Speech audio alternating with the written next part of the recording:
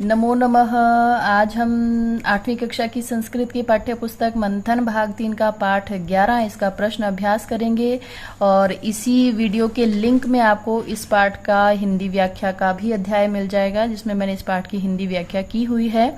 तो पहला प्रश्न देखिए, लिखितम उचितम पदेन उत्तरत, उचित पद के द्वारा उत्तर दीजिए। राजा कम न्यायाधीशः नियुक्तवान, उत्तर होगा नसीरुद्दीनम। धूर्तः मार्गे गच्छन् कम अपश्यत, धूर्त ने रास्ते में जाते हुए किसे देखा? काष्ठकारम, लकड़हारे को।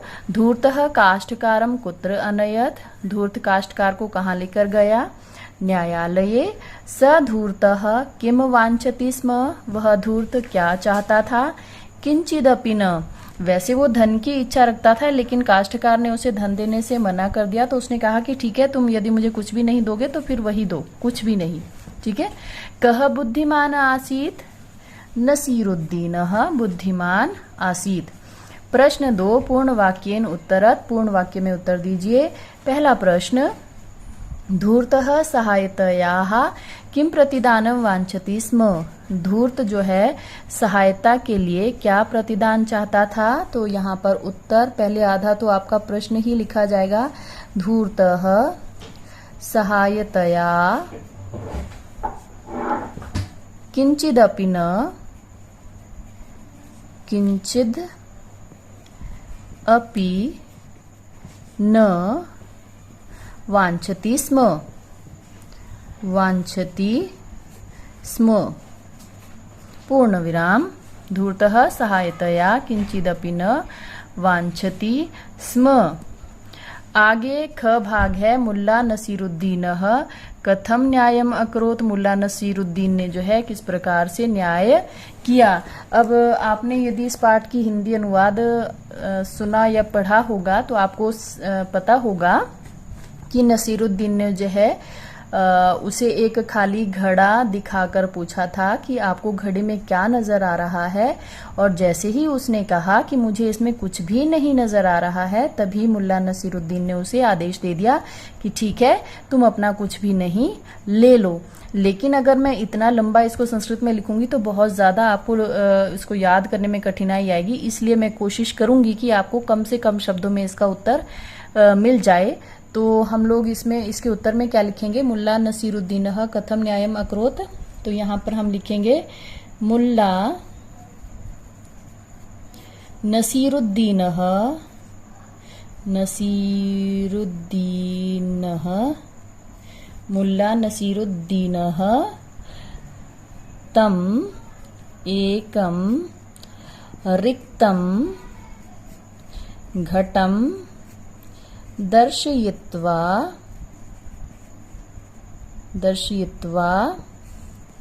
न्यायम अकरोत, अर्थात उसे एक खाली घड़ा दिखाया और उसकी सहायता से उसने न्याय तत्काल कर दिया। उसके बाद प्रश्न 3 देखिए, रेखांकित पदानि आधृत्य प्रश्न निर्माणम कुरु, ये रेखांकित पद है, इसके आधार पर प्रश्न निर्माण करना है आपको। धूर्तः काष्ठकारस्य सहायताम अकरोत, तो यहाँ पर हमेशा जब भी आप प्रश्न निर्माण करते हो, जिस विभक्ति और वचन में आपका उत्तर दिया होता है उसी विभक्ति और वचन में आपको प्रश्न लिखना होता है। और लिंग का भी ध्यान रखना है, ये जिस लिंग में होगा वो पुल्लिंग का होगा तो आपका उत्तर प्रश्न भी पुल्लिंग में होगा। अगर यहाँ पर स्त्रीलिंग शब्द है तो आपका प्रश्न भी स्त्रीलिंग में होगा। यदि यहाँ पर नपुंसक लिंग शब्द है तो यहाँ पर भी आपका प्रश्न जो है नपुंसक लिंग शब्द के द्वारा होगा। तो धूर्तः काष्ठकारस्य सहायताम अकरोत, यहाँ पर हो जाएगा धूर्तः कस्य सहायताम अकरोत, धूर्तः कस्य सहायताम अकरोत। आपका समय बचे, मेरा भी समय बचे, इसलिए थोड़ा जल्दी जल्दी लिख रही हूँ। वैसे विद्या जो है धैर्य के द्वारा प्राप्त की जा सकती है। यदि हम लोग सोचें कि इंटरनेट के द्वारा हम जल्दी जल्दी से देखकर उत्तर अपनी पुस्तक में भर कर सीख जाएंगे तो वो बहुत कठिन कार्य होता है। यदि आप ध्यान से गुरु की बात को सुनकर सीखते हैं तो आपको लाइफ में उसका बहुत फायदा मिलने वाला है। तो काष्ठकारः किंचिदपि न दातुम अकथयत, अब यहाँ पर क्या आएगा? काष्ठकारः किम अकथयत, किम अकथयत, या किम दातुम, यहां पर आप दातुम भी लिख सकते हैं, किम दातुम अकथयत। और दातुम लिखना ही होगा क्योंकि दातुम के नीचे तो रेखा नहीं दी गई है, मैंने छोड़ दिया था गलती से। उसके बाद ग न्यायाधीशः धूर्तम घटम आनेतुम आदिशत। अब यहाँ पर आ जाएगा न्याय, वैसे न्यायाधीश होता है, यहाँ पर न्यायाधीश दिया हुआ तो हम भी न्यायाधीश ही लिख लेते हैं, वैसे न्यायाधीश होता है। न्यायाधीशः धूर्तम घटम आनेतुम मतलब किम आनेतुम, किम आनेतुम आदिशत। घटे किंचिदपि न आसीत्, घटे किम आसीत्, घटे किम आसीत्। स निराशं भूत्वा गृहं प्रत्यागच्छत्, स कथं गृहं प्रत्यागच्छत्, और यदि आपको संस्कृत में अच्छे अंक लेने हैं तो इस बात का हमेशा ध्यान रखें कि यदि आपको प्रश्न निर्माण के लिए कहा गया है तो सबके अंत में प्रश्नवाचक चिन्ह जरूर लगाइएगा, नहीं तो आपको अंक थोड़े से कम मिलेंगे। विपरीतार्थक कम मेलयत, विपरीतार्थक का मेल कीजिए। क है चतुरः, तो चतुरः का हो जाएगा मूर्खः। प्रार्थयत, प्रार्थना की, तो इसका विलोम हो जाता है आदिशत, आदेश दिया। गृहाण, गृहाण मतलब ले लो, यच मतलब दो, तो ये हो जाएगा ग। प्रसन्नम, प्रसन्नम घ, और रिक्तम का हो जाएगा पूर्णम। उसके बाद प्रत्ययान संयोज्य शब्द निर्माणम कुरुत, प्रत्ययों को मिलाकर शब्द निर्माण कीजिए। तो बुद्धि जमा मतुप, ये यहाँ पर शब्द बन जाएगा बुद्धिमान, बुद्धिमान। वंच जमा क्त्वा, और ये बन जाएगा वंचयित्वा, वंचयित्वा। दा जमा तुमुन, दातुम, तुमुन का जो है तुमुन प्रत्यय का तुम शेष रहता है हमेशा, ये है प्र आप जमा ल्यप, ये बन जाएगा प्राप्य, प्राप्य। ल्यप का य शेष रहा तो य हमने इसमें जोड़ दिया, प्राप्य बन गया। श्रु जमा क्त्वा प्रत्यय में आधा त्वा शेष रहेगा हमारे पास, तो ये बन जाएगा श्रुत्वा।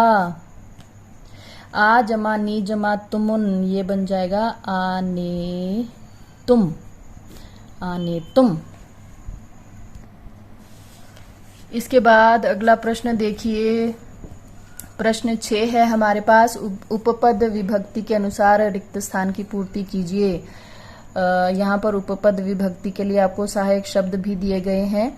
तो पहला है किंचिद अपि न यच्छ, अस्मद शब्द है, तो अस्मद से यहाँ पर क्या बन जाएगा मह्यम, यानी मुझको। तेन डैश सहायताम क्रियते, तत् शब्द होगा, तो तत् शब्द जो है आपको मालूम होगा, तत् शब्द का अर्थ होता है वह, और ये पुल्लिंग में भी चलता है तत् शब्द, स्त्रीलिंग में भी है, और ये नपुंसकलिंग में भी होता है। तो यहाँ पर क्या आ जाएगा, तेन तस्य सहायताम क्रियते काष्ठकारः डैश नीत्वा गच्छन्ति स्म।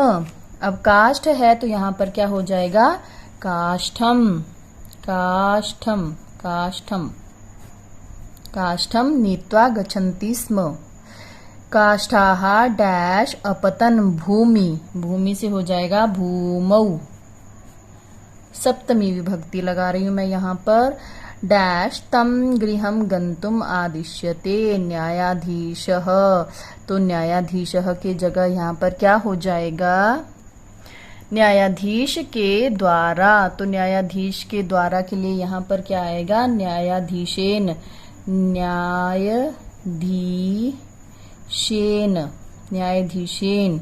तम गृहम गंतुम आदिश्यते। इसके बाद कुछ भी ऐसा नहीं है जो मेरे करवाने का है, आप लोग स्वयं कर सकते हैं। तो इसके साथ ही ये अध्याय समाप्त होता है। वीडियो को अंत तक देखने के लिए आपका बहुत बहुत धन्यवाद।